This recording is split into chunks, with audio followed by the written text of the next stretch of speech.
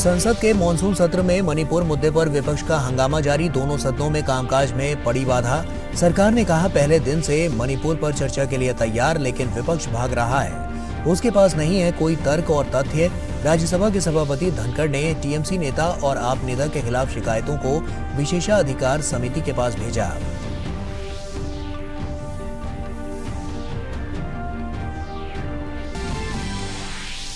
हंगामे के बीच सरकार ने निपटाए अहम कामकाज। सशस्त्र बलों की मजबूती के लिए अंतर सेवा संगठन कमांड नियंत्रण और अनुशासन विधेयक 2023 लोकसभा में पारित। राजनाथ सिंह ने कहा कि सैन्य सुधारों की दिशा में अहम पड़ाव। भारतीय प्रबंधन संस्थान संशोधन विधेयक को भी मंजूरी।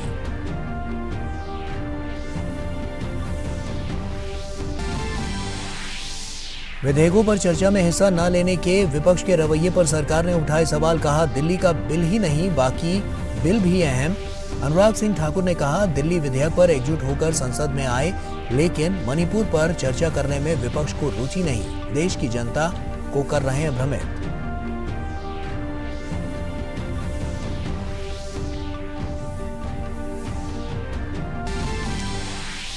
वाराणसी स्थित ज्ञानवापी परिसर में जारी रहेगा एएसआई का वैज्ञानिक सर्वे। इलाहाबाद हाई कोर्ट के बाद सुप्रीम कोर्ट ने भी सर्वे प्रक्रिया पर रोक लगाने से किया इनकार। वाराणसी में जारी रहा सर्वे। वाराणसी की जिला अदालत ने सर्वे की प्रक्रिया के लिए 4 हफ्ते का समय दिए जाने का एएसआई का आग्रह किया स्वीकार। सहारा समूह के निवेशकों का फंसा पैसा अब मिलने लगा वापस। केंद्रीय गृह एवं सहकारिता मंत्री अमित शाह ने सहारा रिफंड पोर्टल के माध्यम से सहारा समूह की सहकारी समितियों के जमाकर्ताओं को दावा राशि की ट्रांसफर। 112 लाभार्थियों को 10-10 हजार रुपए की पहली किश्त दी गई।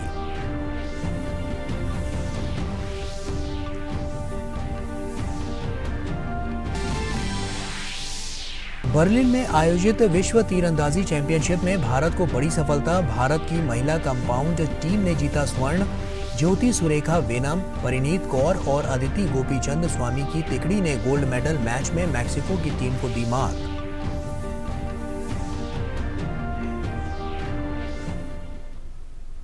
नमस्कार, आप देख रहे हैं डीडी न्यूज। आपके साथ मैं हूं गौरव श्रीवास्तव। तो चलिए बुलेटिन की शुरुआत करते हैं। मणिपुर मंत्रिमंडल ने राज्यपाल से 21 अगस्त से विधानसभा का सत्र बुलाने की सिफारिश की है। विधानसभा का पिछला सत्र मार्च में बुलाया गया था। पिछले दिनों कई राजनीतिक दलों के प्रतिनिधियों ने भी राज्यपाल अनुसुईया उइके से इम्फाल स्थित राजभवन में मुलाकात करके विधानसभा का विशेष सत्र बुलाने की अपील की थी। कई संगठनों ने भी हाल की घटनाओं को देखते हुए शांतिपूर्ण समाधान की दिशा में आगे बढ़ने के लिए सार्थक संवाद हेतु विधानसभा का सत्र बुलाने पर जोर दिया था। और वहीं भाजपा अध्यक्ष जेपी नड्डा ने राजस्थान में नाबालिग लड़की के अपहरण और सामूहिक बलात्कार और हत्या मामले में पार्टी की महिला सांसदों की जांच समिति बनाई है।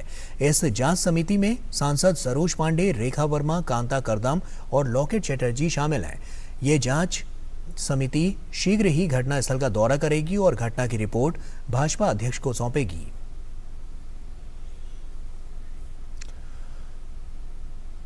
और वहीं संसद के मॉनसून सत्र में मणिपुर मुद्दे पर विपक्ष का हंगामा 12वें दिन भी जारी रहा, जिसके कारण दोनों सदनों में कामकाज में बाधा पड़ी। अहम विधेयकों पर चर्चा में हिस्सा न लेने के विपक्ष के रवैये पर सरकार ने सवाल उठाए। सरकार का कहना है कि दिल्ली विधेयक पर एकजुट होकर विपक्ष संसद में आया, लेकिन मणिपुर पर चर्चा करने में विपक्ष की रुचि नहीं दिख रही है। मॉनसून सत्र में दोनों सदनों में शुक्रवार को मणिपुर मुद्दे पर हंगामा जारी रहा। जैसे ही लोकसभा की कार्यवाही सुबह शुरू हुई, विपक्षी दल हंगामा करने लगे। संसदीय कार्य मंत्री प्रहलाद जोशी ने कहा कि दिल्ली बिल पर विपक्षी दल चर्चा में शामिल हुए और अब हंगामा कर रहे हैं, ये ठीक नहीं है। बिल महत्वपूर्ण है, कल का ही बिल महत्वपूर्ण ऐसे नहीं है। आज का भी जो बिल है, even today's bill is very important. Mister Manickam Tagore, please try to understand and cooperate with the chair so that आज का भी जो बिल है चर्चा करेंगे। अगर आप चाहते हैं तो प्राइवेट मेंबर का भी हम चर्चा करेंगे। कृपया ऐसा मत करो, एक बिल में चलाना बाद में नहीं चलाना, ये तो विमेन फैंसी के तरह नहीं चला दो। हंगामे के चलते सदन की कार्यवाही पहले 12 बजे फिर 12:50 तक स्थगित कर दी गई। गैर सरकारी विधेयकों को सदन में पेश करने के दौरान दोपहर बाद लोकसभा की कार्यवाही चली, लेकिन उसके बाद दिन भर के लिए स्थगित करनी पड़ी। वहीं उच्च सदन में भी विपक्षी दलों का हंगामा जारी रहा, जिसके चलते सदन की कार्यवाही बार बार बाधित हुई और फिर दिन भर के लिए स्थगित करनी पड़ी। राज्यसभा में सत्ता पक्ष के सदस्य भी राजस्थान में महिलाओं पर हो रहे अत्याचार के मामले में सभापति से चर्चा की मांग कर रहे हैं। वहीं राज्यसभा में विपक्ष के नेता मल्लिकार्जुन खड़गे ने कहा कि वह नियम 267 के तहत मणिपुर हिंसा मामले में चर्चा सुनिश्चित करना चाहते थे। ये फोरम नहीं है यहाँ पर राजस्थान के बारे में, छत्तीसगढ़ के बारे में, महाराष्ट्र के बारे में बोलने का ये सदन नहीं है। उनके मेंबर्स को बोलिए, वो ताकतवर है तो आप बोलिए, उसका रिप्लाई चीफ मिनिस्टर देते हैं। लेकिन मेरा सवाल ये है, मैं 267 पे जो मुद्दा उठाया हूँ उसको रीजन भी दिया हूँ। और हम चाहते हैं कि राजस्थान की एक गंभीर समस्या और राजस्थान में जो total breakdown of law and order हुआ है, हमारी बेटियों के साथ, हमारी बहुओं के साथ, हमारे बहनों के साथ जिस प्रकार से प्रताड़ना हो रही है, इसके ऊपर जरूर सदन में चर्चा होनी चाहिए। 176 का मोशन मूव हुआ है, उसको एडमिट करके कृपया जल्दी से जल्दी उस पर चर्चा रखें। इस बीच राज्यसभा के सभापति जगदीप धनखड़ ने टीएमसी नेता और आप नेता के खिलाफ शिकायतों को विशेषाधिकार समिति के पास भेज दिया है। राज्यसभा सचिवालय के मुताबिक टीएमसी नेता डेरेक ओब्रायन के खिलाफ भाजपा के लक्ष्मीकांत वाजपेयी और सुरेंद्र सिंह नागर ने शिकायत दर्ज की है, जबकि भाजपा नेता सुशील कुमार मोदी और दीपक प्रकाश ने राघव चड्ढा के खिलाफ शिकायत दर्ज कराई। राज्यसभा के सभापति धनखड़ ने मामले को राज्यसभा में प्रक्रिया और संचालन के नियम 203 के तहत जांच के लिए विशेषाधिकार समिति के पास भेज दिया है। दोनों नेताओं को नियम 188 के तहत नोटिस जारी किया गया है। ब्रायन पर आरोप है कि उन्होंने सभापति के निर्देशों के बाद भी 20 जुलाई को सदन में दिए गए अपने बयानों की क्लिपिंग को बार बार अपने ट्विटर हैंडल से पोस्ट किया। आरोप है कि उन्होंने सदन की गरिमा और अध्यक्ष के अधिकारों का अपमान किया है। संसद के दोनों सदनों में विपक्षी दलों के रवैये की सूचना और प्रसारण मंत्री अनुराग सिंह ठाकुर ने आलोचना की है। देश के सामने जब इनकी जग हंसाई शुरू हो गई कि दिल्ली के बिल पर तो सब आए, लेकिन ना तर्क था, ना कोई अपनी बात ढंग से रख पाया, और ये साफ दिखा कि अब तक जो विपक्ष ने किया है वो केवल देश को भ्रमित करने का काम किया है, देश का समय और पैसा बर्बाद करने का काम किया है। चर्चा तो मणिपुर पर पहले दिन से ही होनी तय थी। विपक्ष भाग क्यों रहा है? क्योंकि तर्क नहीं है, तथ्य नहीं है। और दूसरा, दिल्ली के बिल पर भी जिस तरह से विपक्ष धराशायी हुआ है, वो साफ दिखा कि अब इनको चेहरा दिखाने की जगह भी नहीं। मौजूदा सत्र में हंगामे के बीच ही विधायी कामकाज आगे बढ़ा है और विपक्ष के बॉयकॉट के बाद राज्यसभा में कई बिल पारित भी हुए हैं। लेकिन बड़ा सवाल ये है कि जब संसद का मॉनसून सत्र अपने समाप्ति की तरफ अगले हफ्ते आगे बढ़ने लगेगा, क्या मणिपुर पर संसद के दोनों सदनों में चर्चा हो पाएगी? Parliament team, DD news. और वहीं हंगामे के बीच सरकार लगातार अहम विधायी कामकाज निपटा रही है। लोकसभा ने सैन्य सुधारों की दिशा में जरूरी एक अहम बिल अंतर सेवा संगठन कमांड नियंत्रण और अनुशासन विधेयक पास किया, तो साथ ही भारतीय प्रबंधन संस्थान संशोधन विधेयक को भी मंजूरी मिली। विपक्ष के हंगामे के बीच शुक्रवार को लोकसभा में विधायी कामकाज को लेकर प्रगति देखने को मिली। लोकसभा में एक अहम बिल पेश किया गया, साथ ही 2 बिल पारित भी हुए। 12 बजे के बाद लोकसभा में विश्वविद्यालयों में अनुसंधान को वित्त पोषित करने के लिए एक राष्ट्रीय एजेंसी स्थापित करने के लिए अनुसंधान राष्ट्रीय रिसर्च बिल पेश किया गया। इस बिल में अनुसंधान और विकास की नींव डालने, विकसित करने और बढ़ावा देने, इसकी संस्कृति को बढ़ावा देने के लिए निजी क्षेत्र के बड़े योगदान के साथ 50,000 करोड़ रुपए का फंड स्थापित करने का प्रावधान है।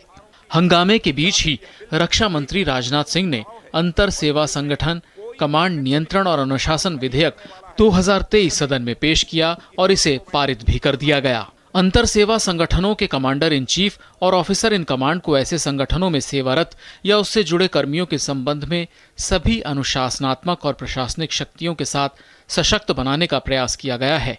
इस विधेयक से तीनों सेवाओं के बीच अधिक एकीकरण और एकजुटता का मार्ग भी प्रशस्त होने के साथ साथ आने वाले समय में संयुक्त संरचनाओं के निर्माण के लिए एक मजबूत नींव रखी जाएगी तथा सशस्त्र बलों के कामकाज में और भी सुधार होगा। यह बिल दो महत्वपूर्ण मकसदों को एक साथ पूरा करता है। यह हमारी आर्म्ड फोर्सेस के तीनों अंगों के बीच इंटीग्रेशन तथा ज्वाइंटनेस की दिशा में बढ़ाया गया एक बहुत ही महत्वपूर्ण कदम है, जिससे वे भविष्य की चुनौतियों का एकजुट और एकीकृत तरीके से मुकाबला कर सकें। लोकसभा में हंगामे के बीच ही भारतीय प्रबंधन संस्थान संशोधन विधेयक 2023 भी पारित कर दिया गया। केंद्रीय शिक्षा मंत्री धर्मेंद्र प्रधान ने कहा कि इस बिल का मकसद संस्थान के कार्यों में हस्तक्षेप करने का नहीं, बल्कि इनको और मजबूत करने का है। आज आईआईटी की एकेडमिक ऑटोनॉमी के बारे में कोई प्रश्न उठाता है क्या? एनआईटी की एकेडमिक ऑटोनॉमी के बारे में कोई प्रश्न उठाता है क्या? सरकार की कोई मंशा नहीं है आने वाले दिनों में भी आईआईएम की एकेडमिक ऑटोनॉमी को कोई हस्तक्षेप करना, ये हम वचन देते हैं उस सदन में। इससे पहले सुबह हंगामे के बीच प्रश्नकाल थोड़ी देर ही चल पाया। लोकसभा में उर्वरक की उपलब्धता से जुड़े सवाल का जवाब केंद्रीय रसायन उर्वरक राज्य मंत्री की तरफ से दिया गया। 2018-19 में हमने सभी उर्वरक के ऊपर सब्सिडी 73,435 करोड़ दिया था। अंतर्राष्ट्रीय स्तर पर कीमतें बढ़ने के वजह से 22-23 के अंतर्गत 2,54,841.43 करोड़ दिया है। दोपहर बाद लोकसभा में गैर सरकारी विधेयकों को सदन के पटल पर रखा गया, जिसके बाद कार्यवाही दिन भर के लिए स्थगित कर दी गई। Parliament team, DD news. और वहीं रक्षा मंत्री राजनाथ सिंह ने नई दिल्ली में सशस्त्र बल न्यायाधिकरण के स्थापना दिवस समारोह में हिस्सा लिया। रक्षा मंत्री ने एएफटी लॉ जर्नल का विमोचन किया। उन्होंने अपने संबोधन में सशस्त्र बल न्यायाधिकरण की सराहना की। और मुझे देखकर अत्यंत प्रसन्नता हो रही है कि अपनी स्थापना के समय से लेकर अभी तक आर्म्ड फोर्सेस ट्रिब्यूनल लगातार हमारे सैनिकों की जो एक्सपेक्टेशंस रही हैं, अपेक्षाएं रही, उन अपेक्षाओं की कसौटी पर पूरी तरह से खरा उतरा है। आर्म्ड फोर्सेस में एक परिवार के मुखिया की तरह हमारे सोल्जर से संबंधित इश्यूज को रिजॉल्व करना हो या फिर हमारे पेंडिंग केसेस को कम करने की दिशा में अपना कंट्रीब्यूशन देना हो, ट्रिब्यूनल ने हर दिशा में सराहनीय कार्य किया है। और वहीं सरकार ने आईटी हार्डवेयर आयात संबंधी नए नियम जारी किए हैं। लैपटॉप और टैबलेट आदि के आयात संबंधी इन नियमों को आत्मनिर्भर भारत की दिशा में अहम कदम माना जा रहा है। नए नियमों के अनुसार वैध लाइसेंस प्राप्त करने के बाद इन उपकरणों के आयात की अनुमति होगी। हालांकि कुछ विशेष उद्देश्यों के लिए नियमों में छूट होगी। आईटी हार्डवेयर के क्षेत्र में देश को आत्मनिर्भर बनाने और इंटरनेट के खुला, सुरक्षित और विश्वसनीय तथा सभी उपयोगकर्ताओं के लिए जवाबदेह बनाने की दिशा में बड़ा कदम उठाते हुए केंद्र सरकार ने laptop, tablet, all in one personal computer और अल्ट्रा स्मॉल कंप्यूटर और सर्वर के आयात संबंधी नए नियम जारी किए हैं। एक और जहां आयात के लिए कुछ शर्तें लगाई गई हैं, तो वहीं कुछ विशेष उद्देश्यों के लिए इनमें छूट भी दी गई है। एक laptop, tablet, all in one personal computer और अल्ट्रा स्मॉल कंप्यूटर और सर्वर के आयात पर छूट रहेगी। डीजीएफटी से वैध लाइसेंस प्राप्त करने के बाद कंपनियां और व्यापारी आईटी हार्डवेयर उपकरणों का आयात कर पाएंगे। कंपनियां और व्यापारी आईटी हार्डवेयर उपकरणों के आयात का लाइसेंस प्राप्त करने के लिए डीजीएफटी के पोर्टल पर ऑनलाइन आवेदन कर सकेंगे। विवरण ठीक से भरने पर डीजीएफटी 3 से 4 दिनों के भीतर लाइसेंस जारी कर देगा। देश में आईटी हार्डवेयर उपकरणों के लिए पर्याप्त क्षमता को देखते हुए सरकार के इस फैसले को घरेलू विनिर्माण को और बढ़ावा देने की दिशा में अहम कदम माना जा रहा है। आईटी उद्योग से जुड़े लोगों ने इसका स्वागत किया है। जो उन्होंने ये लैंडमार्क डिसीजन लिया है आईटी हार्डवेयर के क्षेत्र में लाइसेंसिंग लाने का, हमें विश्वास है इस निर्णय के साथ भारत पूरे वर्ष के लिए क्षेत्र बन जाएगा एक्सपोर्ट के लिए और मैन्युफैक्चरिंग के लिए आईटी हार्डवेयर का। Already more than 1 million jobs, 10 lakh jobs have been created in the growth of the electronic manufacturing sector over the last 6 or 7 years. This PLI 2.0 will create another more than, I would say, 100,000, 1 lakh jobs in the next 3 to 4 years. इससे लाखों crore laptops और tablets का निर्माण देश में होना शुरू हो जाएगा, जिससे लाखों रोजगार के अवसर उत्पन्न होंगे।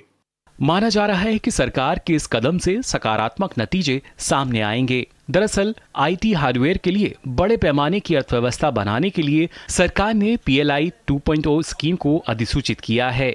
स्वदेशी विनिर्माण से आईटी हार्डवेयर उत्पादों की कीमतें और भी कम हो जाएंगी। जानकारों का कहना है कि आईटी हार्डवेयर में अंतर्निहित सुरक्षा खामियां जैसे हार्डवेयर बैकडोर, फर्मवेयर, मेलवेयर आदि संभावित रूप से संवेदनशील व्यक्तिगत और एंटरप्राइज डेटा को खतरे में डाल सकते हैं। सुरक्षित हार्डवेयर प्रदान करना सुरक्षा की नींव है। सरकार ने नागरिकों के सुरक्षा हितों की रक्षा के लिए यह कदम उठाया है। अजय मिश्रा के साथ ब्यूरो रिपोर्ट, DD न्यूज। और वहीं ऊर्जा मंत्री RK सिंह ने कहा है कि भारत अगले कुछ सालों में तीसरी सबसे बड़ी अर्थव्यवस्था और 2047 तक विकसित राष्ट्र बनने की दिशा में अहम कदम बढ़ा रहा है। उन्होंने कहा कि बीते 9 सालों में बुनियादी ढांचे में हुई प्रगति अभूतपूर्व है। नई दिल्ली में भविष्य के बुनियादी ढांचे पर हुई प्रेस वार्ता में 8 मंत्रालयों के सचिवों ने हिस्सा लिया। नए भारत के विकास और देश को विकसित राष्ट्र बनाने की दिशा में अहम भूमिका बुनियादी ढांचे की है। लिहाजा सरकार इंफ्रास्ट्रक्चर के विकास को लेकर न केवल गंभीर नजर आ रही है, बल्कि इसे भविष्य के उभरते और विकसित होते भारत के लिए तैयार किया जा रहा है। बीते 9 सालों में बुनियादी ढांचे पर होने वाला कैपिटल एक्सपेंडिचर 5 गुना बढ़ा और बीते 4 सालों में ये 3 गुना बढ़कर 10 लाख करोड़ रुपए के स्तर पर पहुंच चुका है। भविष्य के लिए बुनियादी ढांचे विषय पर संवाददाताओं को संबोधित करते हुए ऊर्जा मंत्री RK सिंह ने कहा कि भारत विश्व स्तर के बुनियादी ढांचे के निर्माण पर फोकस कर रहा है। We've constructed 3.8 crore houses for poor people, and there are 2 lakh crore.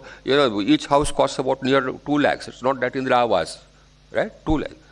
3.8 crores. We've given drinking water connections to almost everybody, electricity connections to everybody, gas connections to everybody.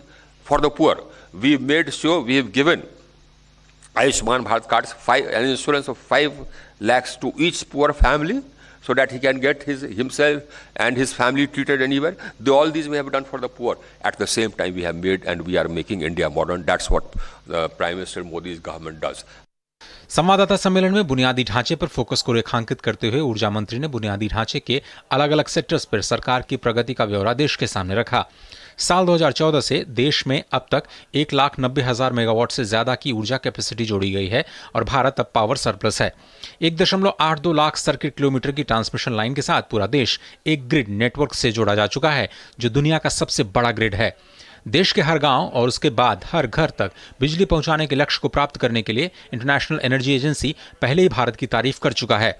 देश के गांव में अब 20.5 घंटे बिजली की आपूर्ति हो रही है और शहरों में 23.5 घंटे बिजली की आपूर्ति की जा रही है, जो पहले औसतन 12.5 घंटे थी। ऊर्जा मंत्री ने उम्मीद जताई कि आने वाले सालों में भारत सोलर मॉड्यूल बनाने वाला दुनिया का सबसे बड़ा मुल्क बनने जा रहा है। दूसरे सेक्टर्स की उपलब्धियां गिनाते हुए ऊर्जा मंत्री ने कहा कि देश में नेशनल हाईवेज बनाने की रफ्तार 2014 में 12 किलोमीटर रोजाना से बढ़कर अब 28 किलोमीटर रोजाना के स्तर पर है। फास्टैग सुविधा लागू होने के बाद टोल नाकों पर इंतजार की औसत सीमा 12 मिनट से घटकर 47 सेकंड्स पर आ गई है। बीते 9 सालों में ग्रामीण सड़कों के निर्माण पर 1.1 लाख करोड़ रुपए खर्च किए गए, यानी रोजाना 91 किलोमीटर ग्रामीण सड़कों का निर्माण किया गया। देश में 2019 से शुरू होने के बाद फिलहाल 25 वंदे भारत ट्रेन चलाई जा रही हैं और इस साल 150 सेमी हाई स्पीड ट्रेन चलाने का लक्ष्य रखा गया है। रेलवेज पर होने वाला कैपिटल खर्च भी 4 गुना तक बढ़ा और इस साल रेल नेटवर्क के संपूर्ण विद्युतीकरण का काम पूरा कर लिया जाएगा।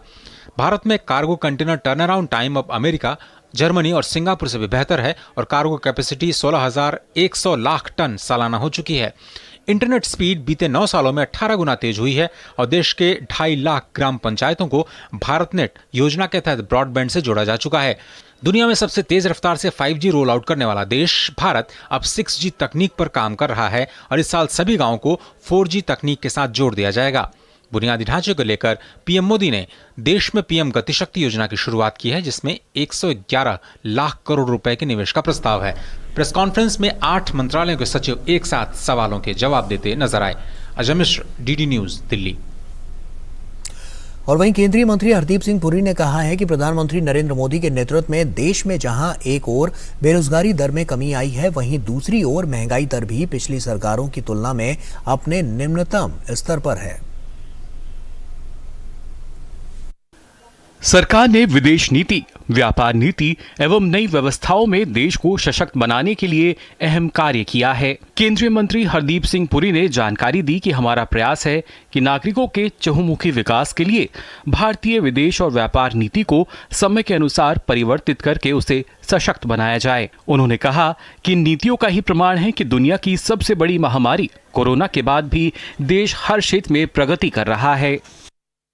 Today, foreign policy, trade policy, domestic policy, all not only appears to be, but is being implemented with a view to benefiting the Indian citizen, India and the world. So I was just saying, I said, what are we looking at here? Modi-led India brings growth, global goods and gratitude. Bharat में पिछले 9 वर्षों में उल्लेखनीय परिवर्तन हुए हैं। केंद्रीय मंत्री हरदीप सिंह पुरी ने कहा कि सरकार भारत को दुनिया की तीसरी सबसे बड़ी अर्थव्यवस्था बनाने की दिशा में प्रयासरत है। Today in 2023, if you look at the surveys by the bank, I mean the World Bank, if you look at the surveys by the IMF, they all describe India as the bright spot in the global economy. India will contribute 15% of global growth in 2023 as per the IMF. The rate of growth which is forecast for India in the fiscal year 23-24 is roughly ranging between 6.1% and 6.5%. ईंधन की कीमतों पर उन्होंने कहा कि इस पूरे मामले पर प्रधानमंत्री नरेंद्र मोदी व्यक्तिगत रूप से निगरानी रख रहे हैं।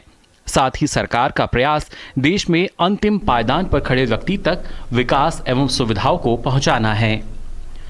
तापस भट्टाचार्य की रिपोर्ट, डीडी न्यूज, दिल्ली। और वाराणसी की ज्ञानवापी परिसर में भारतीय पुरातत्व सर्वेक्षण का सर्वे जारी रहेगा। इलाहाबाद हाई कोर्ट के बाद अब सुप्रीम कोर्ट ने भी सर्वे प्रक्रिया पर रोक लगाने से इनकार कर दिया है। उधर वाराणसी में सर्वे जारी रहा। साथ ही जिला अदालत ने एएसआई की उस याचिका को स्वीकार कर लिया है जिसमें सर्वे की प्रक्रिया के लिए 4 हफ्ते का समय दिए जाने का आग्रह किया था। इलाहाबाद हाई कोर्ट के आदेश के बाद वाराणसी के ज्ञानवापी परिसर में शुक्रवार सुबह से एक और जहां एएसआई सर्वे शुरू हुआ, वहीं दूसरी ओर दोपहर बाद सुप्रीम कोर्ट ने भी अपने फैसले में सर्वे पर रोक लगाने से इनकार कर दिया।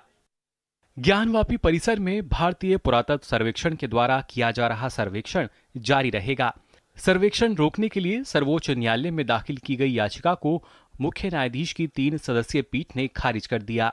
न्यायालय ने इस संबंध में कल के इलाहाबाद हाईकोर्ट के निर्णय पर रोक लगाने से इनकार करते हुए कहा कि पूरे परिसर को कोई नुकसान किए बिना, दीवारों आदि की खुदाई किए बिना एएसआई यह सर्वेक्षण कर रही है। एएसआई ने इसका पूरा हलफनामा दिया है। ऐसे में इलाहाबाद हाईकोर्ट के निर्णय पर रोक लगाने का कोई औचित्य ही नहीं। हमारा ऐसा मानना है कि ये सर्वे इस केस को डिसाइड करने के लिए बहुत अहम रोल प्ले करेगा। इस सर्वे से बहुत सारी चीज़ें क्लियर होंगी। जो मेन बात हमारा कहना है कि औरंगजेब के समय बनी हुई इमारत नहीं है, उससे पहले की बनी हुई इमारत है और वहाँ पे भी हमारी विजिबल और इनविजिबल डेटीज मौजूद हैं। वो सारी बातें सर्वे के बाद क्लियर होंगी। उधर ज्ञानवापी परिसर में शुक्रवार सुबह कड़ी सुरक्षा के बीच भारतीय पुरातत्व सर्वेक्षण विभाग का सर्वे शुरू हो गया। एएसआई की टीम आधुनिक उपकरणों के साथ सर्वे कर रही है। पूरे परिसर का नक्शा शीट पर उतारा गया है। सर्वे के दौरान ज्ञानवापी परिसर में एएसआई की 20 सदस्यीय टीम के अलावा हिंदू पक्ष की 4 याचिकाकर्ता और उनके 4 वकील मौजूद रहे। इसके अलावा वरिष्ठ सरकारी अधिकारी भी मौजूद थे। प्रतिवादी पक्ष, अंजुमन, इंतजामिया, मस्जिद समिति के लोग उपस्थित नहीं थे। एएसआई अपने कार्य को जो है आगे बढ़ा रही है सिस्टमेटिक ढंग से। उनकी जो यूनिट 4-5 यूनिट बनाए हैं उस परिसर के चारों कोनों पर वो अपनी कार्रवाई प्रारंभ कर चुके हैं। सर्वे का कार्य जो आगे बढ़ रहा है, जो भी उनकी अपने सिस्टम है, टेक्नोलॉजी है, मेजरमेंट है, वो सब लोग कर रहे हैं। हाईकोर्ट के आदेश के बाद शुक्रवार सुबह ज्ञानवापी परिसर स्थित सील वजू खाने को छोड़कर अन्य हिस्से का सर्वे शुरू हुआ था। मस्जिद में जुमे की नमाज को देखते हुए मस्जिद परिसर और आसपास सुरक्षा के कड़े प्रबंध किए गए। नमाज के दौरान सुरक्षा कारणों से कुछ देर के लिए एएसआई टीम के सर्वे को रोक दिया गया। दोपहर 2 बजे के बाद फिर सर्वे का कार्य शुरू हुआ। जिलाधिकारी एस राजालिंगम और पुलिस आयुक्त मुथा अशोक जैन सुरक्षा व्यवस्था की कमान थाम खुद इसकी निगरानी कर रहे थे। सूत्रों के अनुसार एएसआई टीम ज्ञानवापी क्षेत्र को 4 भागों में बांटकर सर्वे कर रही है। प्रदेश शासन के निर्देश पर पूरे परिसर में सीसीटीवी कैमरे लगा दिए गए हैं। सर्वे टीम सबसे ज्यादा ज्ञानवापी के पश्चिमी दीवार की जानकारी जुटाने में लगी हुई है। एएसआई के सर्वे में साफ हो जाएगा कि ज्ञानवापी मस्जिद का निर्माण पहले से मौजूद मंदिर की संरचना के ऊपर किया गया है कि नहीं। मस्जिद की पश्चिमी दीवार की उम्र और प्रकृति की जांच के साथ 3 गुंबदों के ठीक नीचे सर्वे, सभी तहखानों की जांच होगी। इमारत की उम्र, निर्माण की प्रकृति का पता लग सकेगा। गौरतलब है कि जिला जज की अदालत के आदेश पर 24 जुलाई को एएसआई ने सील वजूखाने को छोड़कर संपूर्ण ज्ञानवापी परिसर में सर्वे शुरू किया था। इस बीच मुस्लिम पक्ष की अपील पर सुप्रीम कोर्ट ने सर्वे पर रोक लगाते हुए हाई कोर्ट जाने का निर्देश दिया था। लगभग 5 घंटे सर्वे चलने के बाद रुक गया था। हाई कोर्ट ने सुनवाई के बाद गुरुवार की सुबह जिला जज की अदालत के एएसआई सर्वे को जारी रखने का आदेश दिया। अब सुप्रीम कोर्ट ने भी इस पर अपनी मोहर लगा दी है। दिल्ली से विकास और वाराणसी से हरिकेश के साथ bureau report, DD news. Modi surname मामले में आज सुप्रीम कोर्ट ने राहुल गांधी को फौरी राहत दी है। कोर्ट ने गुजरात हाई कोर्ट द्वारा दी गई सजा पर अंतरिम रोक लगा दी है। कोर्ट ने कहा कि निचली अदालत के न्यायाधीश द्वारा अधिकतम सजा देने का कोई कारण नहीं बताया गया। अंतिम फैसला आने तक दोष सिद्धि के आदेश पर रोक लगाने की जरूरत है। सुप्रीम कोर्ट ने आगे कहा कि इसमें कोई संदेह नहीं है कि बयान सही नहीं था। सार्वजनिक जीवन में व्यक्ति से सार्वजनिक भाषण देते समय सावधानी बरतने की उम्मीद की जाती है। कोर्ट ने यह भी कहा कि राहुल की सजा पर रोक तो लग रही है, लेकिन राहुल को ऐसे बयान देने से बचना चाहिए।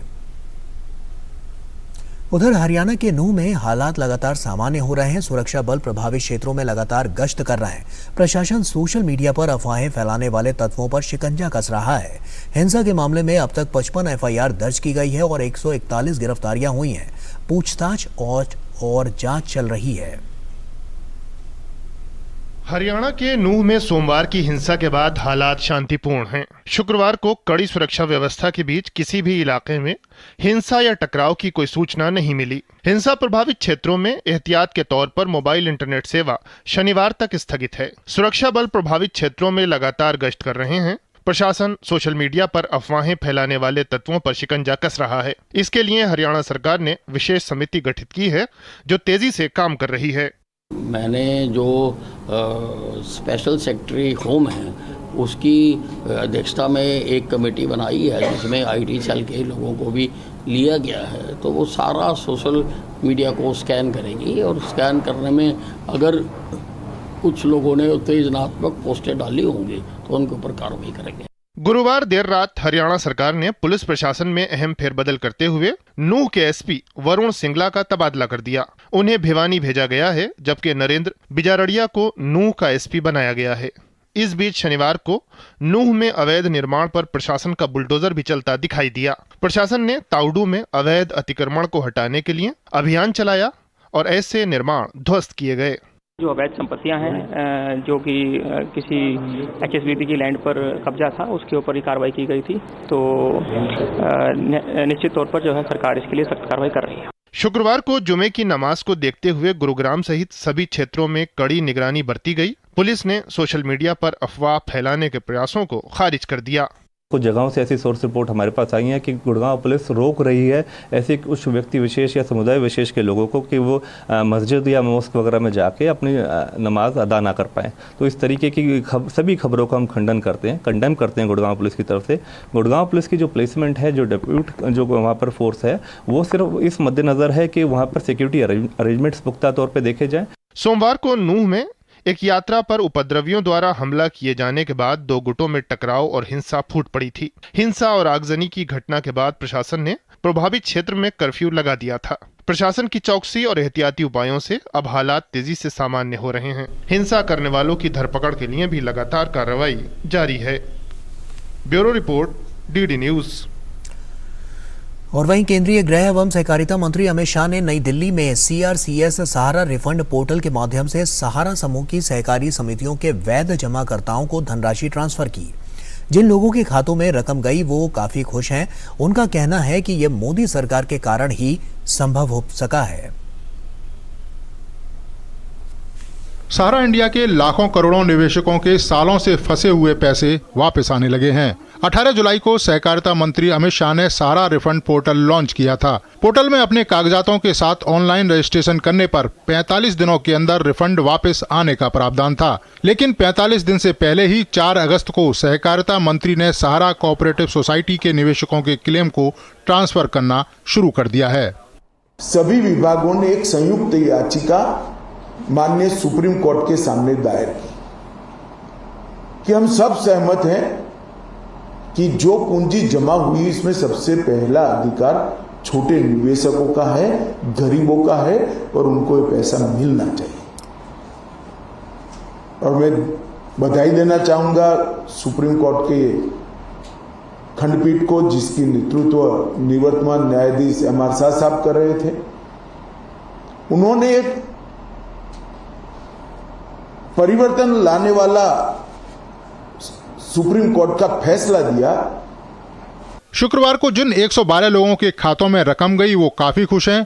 उन्हें उम्मीद भी नहीं थी कि कभी उनकी मेहनत की रकम उन्हें वापस मिलेगी। मैंने 10,000 का चेक मिला है और इससे हम बहुत संतुष्ट हैं और बहुत बहुत धन्यवाद देना चाहते हैं। हमारा जो गाड़ी कमाई का पैसा था, जो पिछले करीब 15 साल से फंसा हुआ था और हम सारी आशा खो चुके थे, खुश है हम, क्योंकि हमारा पैसा जो बच नहीं आ रहा था वो वापस आने लगा है, इसलिए खुश है।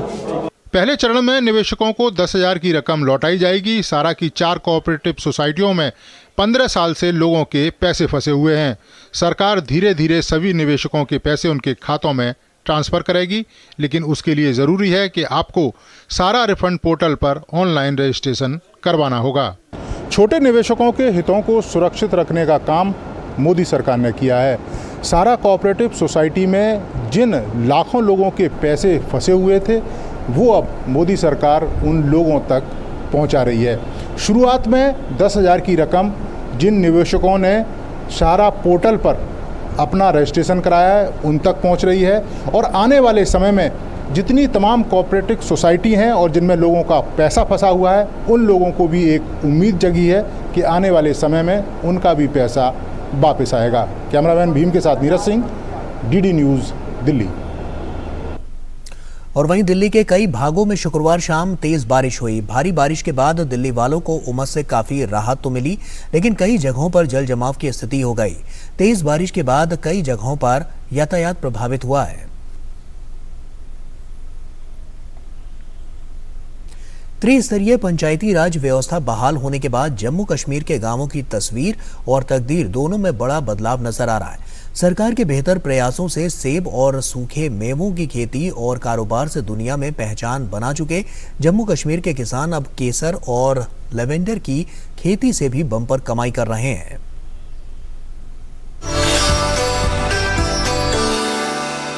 पक्की सड़क, प्राथमिक स्वास्थ्य केंद्र, स्कूल और खेल के मैदान, ये सुविधाएं अब जम्मू कश्मीर के अधिकतर गांवों में आसानी से उपलब्ध हैं। त्रिस्तरीय पंचायती राज व्यवस्था बहाल होने से न केवल विकास कार्यों में तेजी आई है बल्कि पारदर्शिता भी बढ़ी है। सबसे बड़ी बात यह है कि सरकार अब जनता के द्वार तक पहुंच रही है।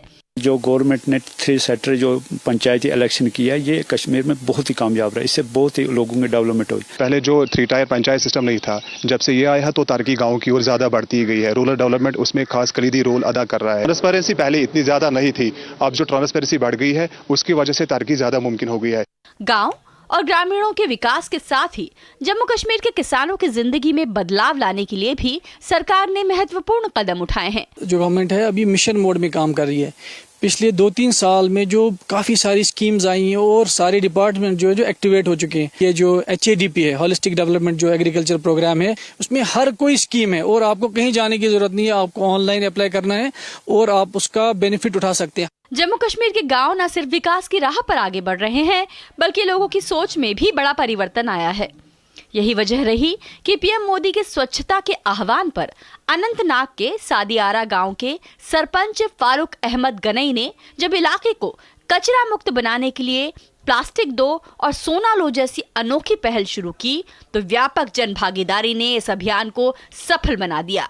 बंदिशें खत्म होने से जम्मू कश्मीर अब देश के साथ कदम ताल करने लगा है। जम्मू कश्मीर के युवाओं ने खुद को साबित किया है।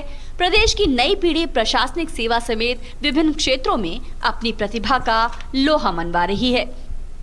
श्रीनगर, अनंतनाग, पुलवामा और पामपोर से रमा त्यागी, डीडी न्यूज। अनुच्छेद 370 और 35A हटाए जाने के बाद जम्मू कश्मीर न सिर्फ हर क्षेत्र में प्रगति कर रहा है बल्कि ये कई बड़े बदलावों का गवाह भी बन रहा है। कश्मीर में रिकॉर्ड संख्या में पर्यटक पहुंच रहे हैं तो बदले हालात में सिनेमा की वापसी से आवाम बेहद खुश है। उद्योग और कारोबार का माहौल भी बेहतर हुआ है। नए कश्मीर में अब शाम ढलने के बाद भी लोग बेखौफ बाहर निकलते हैं और सरकार के कदमों से कश्मीर की महिलाएं नया इतिहास लिख रही हैं। अनुच्छेद 370 और 35A हटाए जाने के बाद जम्मू कश्मीर विकास की नई इबारत लिख रहा है। बदले माहौल में जनवरी 2022 से अब तक रिकॉर्ड संख्या में सैलानी जम्मू कश्मीर आ चुके हैं। G20 का आयोजन भी जम्मू कश्मीर के पर्यटन क्षेत्र के लिए गेम चेंजर साबित हुआ है और हजारों विदेशी पर्यटक भी कश्मीर घूम चुके हैं। Yeah, incredibly beautiful, super beautiful. The fort, the monasteries, the lake, the rivers, everything is amazing. The food is great. It's super nice. वहीं 3 दशक बाद वादी में बड़े पर्दे की वापसी का भी आवाम दिल खोलकर स्वागत कर रही है। अब बड़ी संख्या में फिल्मों की शूटिंग भी कश्मीर में होने लगी है। पिछले 2 साल से जब से फिल्म पॉलिसी लॉन्च हुई है, जब से मैं ये कहूँगा कुछ जमाना बदला है, तब से यकीन मानिए कि महीने में कम से कम 8-10 यूनिट्स यहाँ होते हैं और लगभग हर दिन आपको कोई ना कोई यूनिट कश्मीर में काम करता हुआ मिलेगा। प्रदेश में उद्योगों को लेकर भी नया माहौल बना है। नई औद्योगिक नीति आने के बाद अब तक देश विदेश की कंपनियों से 73,000 करोड़ रुपए से ज्यादा के निवेश प्रस्ताव मिल चुके हैं। और इसी के साथ फिलहाल इतना ही। दीजिए इजाजत, नमस्कार।